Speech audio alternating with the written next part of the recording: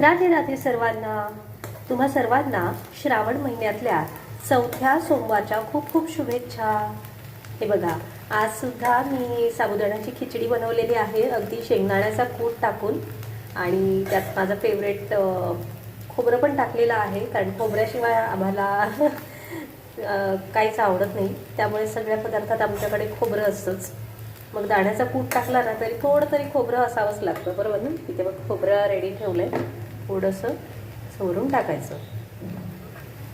तर आज जन्माष्टमी पण आहे 12 वाजल्याच्या नंतर रात्री. तर तुम्हाला सगळ्यांना जन्माष्टमीच्या पण खूप खूप शुभेच्छा. सगळ्या लड्डू गोपालला छानपैकी तुम्ही सजवा, त्यांची पूजा करा, प्रार्थना करा आणि मग उद्या आपण जन्माष्टमी पण साजरी करू. तर आज रात्री 12 वाजता नक्कीच पूजा करा, प्रार्थना करा. सगळ्यांना राधे कृष्ण. हर हर महादेव.